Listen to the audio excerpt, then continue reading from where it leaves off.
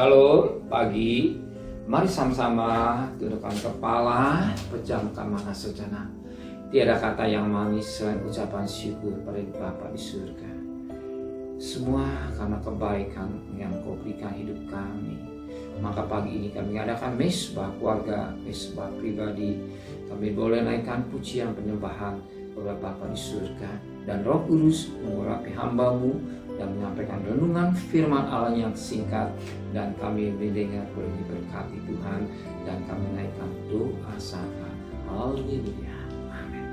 Shalom pagi.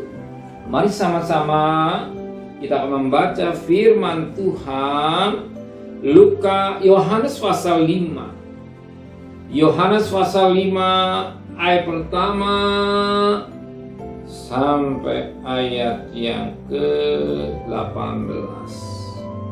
Yohanes pasal 5 ayat pertama sampai ayat 18. Penyembuhan pada hari Sabat di kolam Bethesda.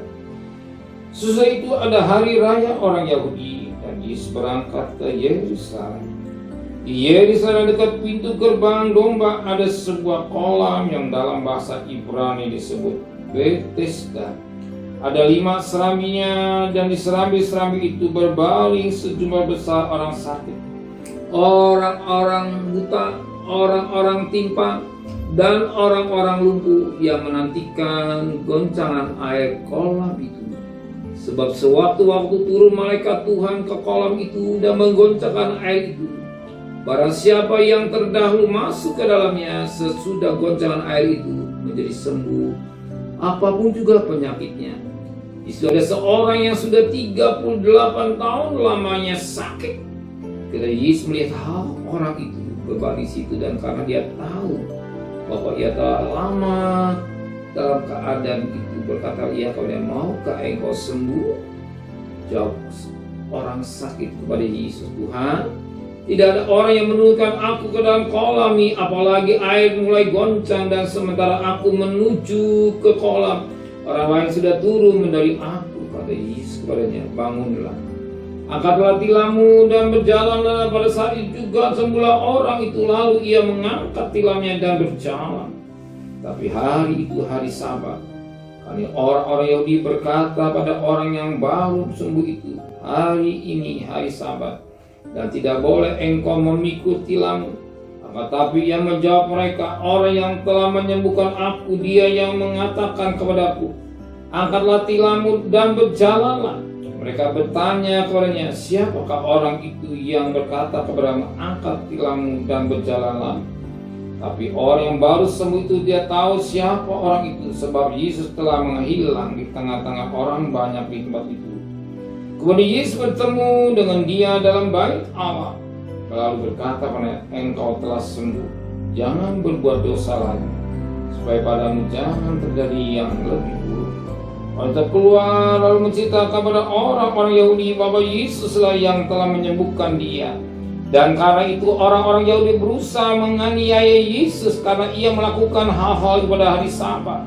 Tapi ia berkata pada mereka, Bapakku bekerja sampai sekarang, maka aku pun bekerja juga. Sebab itu orang-orang Yahudi lebih berusaha lagi untuk membunuhnya, bukan saja karena ia meniadakan hari Sabat, tapi juga karena ia mengatakan bahwa Allah ada Bapaknya sendiri, dan dengan demikian menyamakan dirinya dengan Allah.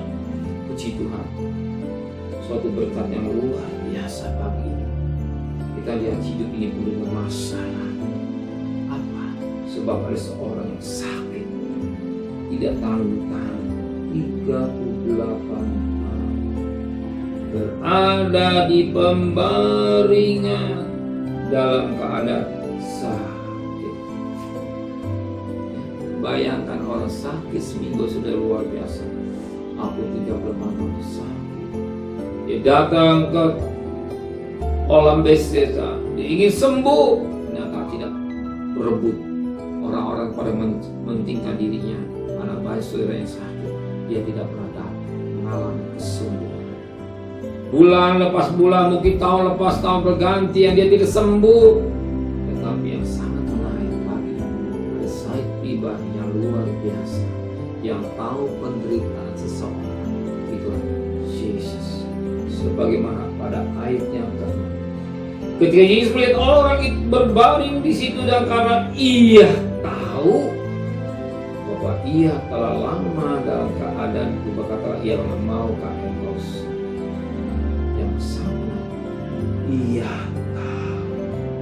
Saya ulang kembali.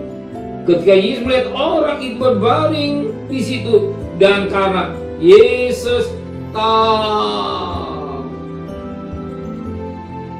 orang lain tersembuh.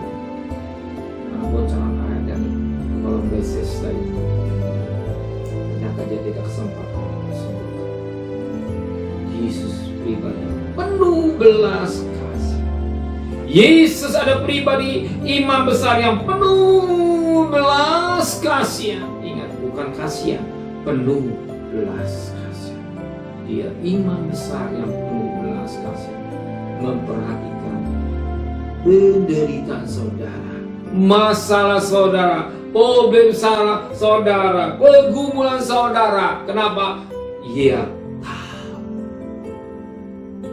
Jadi sebelum saudara mengucap, dia sudah tahu. Sebelum saudara berkata, dia sudah tahu. Sebelum saudara menjerit, dia sudah tahu. Dan apa yang terjadi? Yesus kata, maukah kau sembuh? Demikian, maukah Tuhan tolong saudara hari ini? Tuhan pasti tolong saudara. Imani. Tuhan sanggup menolong saudara. Tuhan sanggup menyembuhkan saudara. Dia sanggup menyelesaikan masalah saudara. Dia sanggup menyelesaikan rumah tangga saudara, anak saudara, pelayanan saudara. Dia tahu. Dan apa yang terjadi? Dan Tuhan sembuhkan orang itu. Yang sangat menarik. Dan Tuhan katakan, pada firman Tuhan katakan, ya, pada ayat yang dikatakan, coba perhatikan ayat yang perhatikan baik, ayat yang ke-17, ayat yang ke-14 maksud kami, ayat 14. Ketika Yesus bertemu dengan dia dalam bait Allah, lalu berkata kepada orang yang disembuhkan, engkau telah sembuh. Jangan berbuat dosa lagi, supaya padamu jangan terjadi yang lebih. Tuhan sudah pulihkan ekonomi saudara. Kalau Tuhan sudah pulihkan rumah tangga saudara, nikah saudara, hidup saudara, jangan main-main berbuat dosa. Ingat perempuan yang berzina pada Yohanes pasal 8. Ya, jangan engkau buat dosa. Aku tidak melempar kamu pada lagi. Kalau Tuhan sudah tolong, kalau sudah selesaikan persoalan saudara, jangan ngutang, jangan berbuat dosa, jangan cari penyakit Tuhan. Jalanlah dengan iman bersama. Amin. Kalau Tuhan sudah pulihkan, berjalanlah dengan iman. Saudara percaya, dia akan pulihkan ekonomi saudara, dia akan tolong saudara sesulit apapun. Kalau sudah, jangan ulang lagi berbuat dosa. Amin. Mari sama-sama tundukkan kepala, menteraikan firman hati kami, kembalikan besok pagi tubuh yang sehat dengan tidak kurang satu apapun juga. Berkati Bapak Presiden, Wakil Presiden, para Menteri, para Gubernur, para Bupati, para Wali Kota, para camat, para lurah, pada RW, pada RT, pada medis, berikan mereka hikmat yang dari surga, dari semangat oleh Tuhan. Sedang kekasih, terimalah berkat nikmat dari Allah Bapa, cinta kasih sayang dari Tuhan Yesus Kristus, dan berkat Roh Kudus menyertai saudara mulai hari ini sampai maranatha. Yang cinta Dia, katakan amin. Tuhan memberkati.